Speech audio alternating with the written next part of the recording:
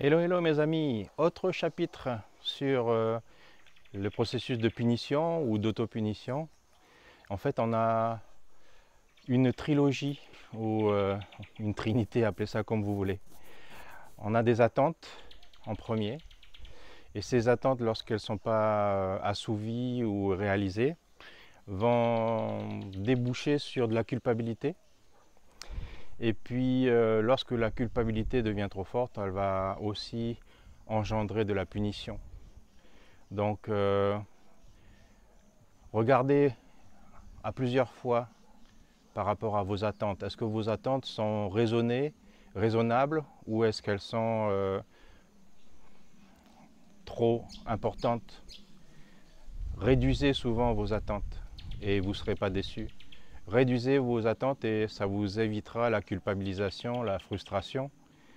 Réduisez vos attentes et ça vous évitera de tomber dans le processus de la punition ou de l'autopunition. Rappelez-vous, regardez bien la vidéo sur l'autopunition que je vous ai faite et puis analysez un petit peu quand est-ce que ça n'a pas marché dans votre vie. Est-ce que vos attentes étaient trop importantes ou pas? Est-ce que la barre que vous avez fixée était trop haute ou pas? Est-ce que les exigences que vous attendez, surtout de la part de l'autre, n'étaient pas trop importantes, infondées, exigeantes? Assouplissez vos règles, assouplissez vos attentes et votre vie n'en sera que meilleure et plus fluide. Donc prenez un cahier, un stylo et regardez toutes les attentes que vous avez dans votre vie, toutes les règles que vous mettez en place, règles un peu trop rigides. Et malheureusement, ça peut aussi quelquefois, lorsqu'elles sont trop rigides, amener des maladies parce que votre attente était trop grande. Et quand on parle de punition, ça peut aussi se répercuter dans le corps par une somatisation. Je donne des exemples simples. Des problèmes d'épaule, c'est un fardeau qui est trop lourd. Des problèmes de dos, le bas du dos, ça peut être des trahisons vis-à-vis de la famille. Des trahisons, ça veut dire quoi? Ça veut dire aussi qu'on attendait beaucoup de l'autre et que l'autre n'a pas fait ou ne s'est pas comporté comme on souhaitait. Ça peut être aussi des problèmes d'argent, si on attend trop d'argent, si on fait que l'argent devienne, on va dire, un but dans la vie. On peut attendre trop et on peut se casser la figure. C'est le cas de beaucoup de vendeurs qui ne cherchent qu'à vendre et qui ne cherchent pas à, par exemple, à satisfaire leurs clients, puisque un bon vendeur, la première règle, avant tout, c'est d'amener à satisfaire un besoin du client.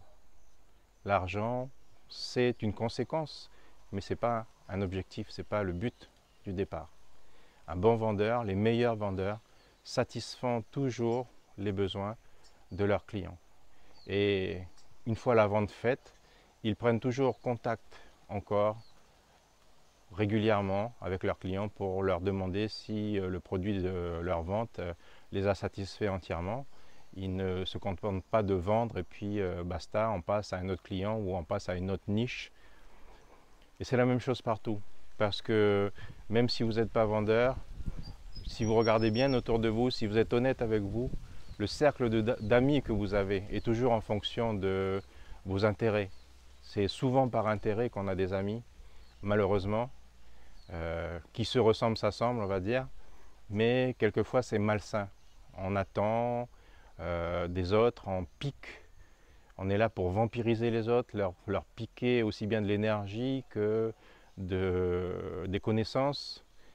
Et tout ça, bien entendu, ne nous satisfait pas à l'intérieur.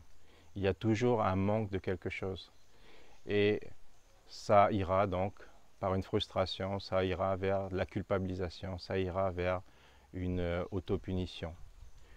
Donc, encore une fois, faites le bilan d'une manière honnête, sans vous juger, parce que si vous en êtes arrivé là, c'est simplement que vous êtes le fruit de toutes les expériences que vous avez vécues.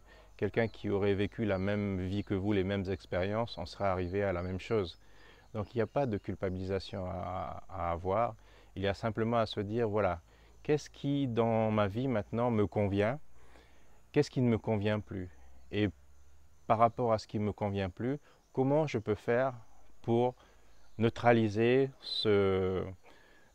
on va dire, ces processus-là qui m'empêchent de vivre correctement.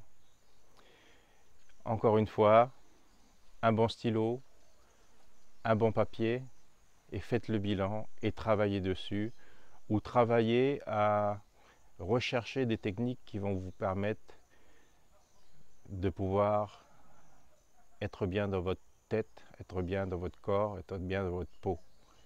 Je vous embrasse et à une prochaine capsule.